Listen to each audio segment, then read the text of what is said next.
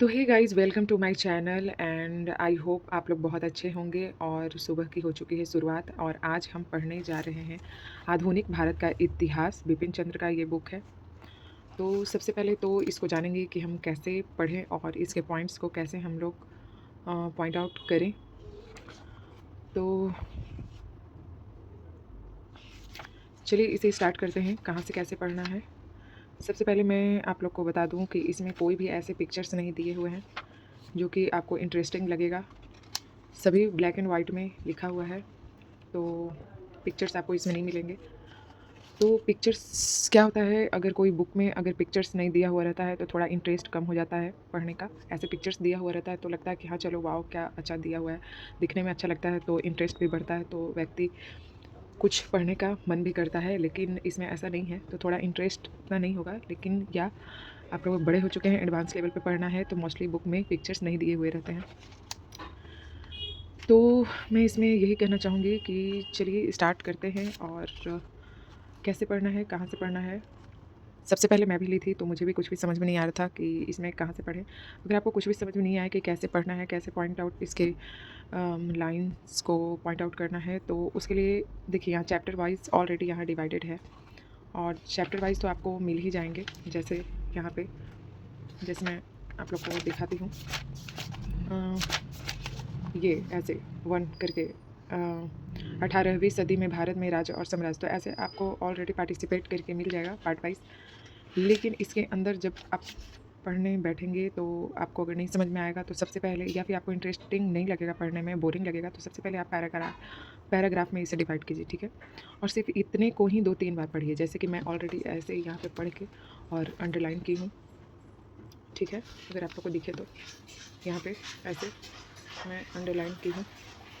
तो सबसे पहले इतना पैराग्राफ है तो पहले आप इसी को 3 बार पढ़िए, इसके बाद इसे अंडरलाइन कीजिए पेन से, कलर से, जो भी आपको सूटेबल लगे, जिससे आप कंफर्टेबल हो उसे। तो और आपको इतना आइडिया होना चाहिए कि मुझे कौन सा इंपॉर्टेंट लाइन लग रहा है, तो उसे आप अंडरलाइन कीजिए, क्योंकि इतना समझ आपको होना चाहिए, क्योंकि ये चीज़ आपको कोई नहीं बताएगा। क्योंकि ऑलरेडी आप जब 2 बार 3 बार जब आप पढ़ेंगे तो आपको खुद ही इसमें जो महत्वपूर्ण जो लाइन रहेगा वो आपको पता चलने लगेगा कि कौन सा इम्पॉर्टेंट है, ठीक है। जैसे कि हैदराबाद और कर्नाटक है, ठीक है। तो मैं यहाँ से, जैसे ये आपको फर्स्ट लाइन आपको ऑलरेडी पता चलेगा कि हाँ ये इम्पॉर्टेंट है। जैसे निज़ाम उल मुल्क आसफ़जाह ने 1724 में इलाहाबाद राज्य की स्थापना की, तो इस टाइप से। तो इस टाइप से मैं भी की हूँ, मुझे भी स्टार्टिंग में समझ नहीं आया। और जो भी व्यक्ति अगर स्टार्टिंग में पढ़ने बैठता है तो ऑलरेडी उसको भी नहीं समझ में आता है, कोई भी यहाँ भावा नहीं है। तो आप भी ऐसा नहीं समझिए कि मुझे समझ में नहीं आ रहा है तो मैं कैसे पढूँ, क्या करूँ।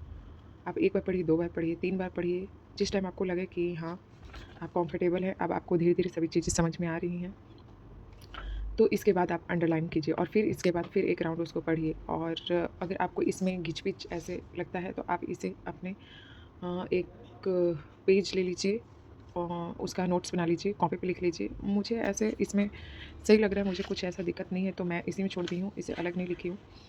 और मुझे अगर याद करना होता है तो मैं व्हाइट बोर्ड है उस पे मैं मार्कर से, इस टाइप के मार्कर से मैं लिख-लिख के उस पे याद कर लेती हूँ। तो आई होप आप लोग को आज का वीडियो समझ में आया होगा, कैसे पढ़ना है, क्या पढ़ना है, लाइन बाय लाइन ऐसे इस टाइप से। आज के लिए इस वीडियो में इतना ही। अगर कुछ कन्फ्यूज़न हो तो आप लोग कमेंट करके पूछ सकते हैं। तो थैंक्स फॉर वॉचिंग एंड आप लोग अगर हमारे चैनल पे नए होंगे तो प्लीज़ आप लोग सब्सक्राइब कीजिए। और जो चीज़ें अगर इसमें समझ में नहीं आया होगा तो प्लीज़ आप लोग कमेंट करके पूछिएगा। तो आज के लिए बस इतना ही। Thank you.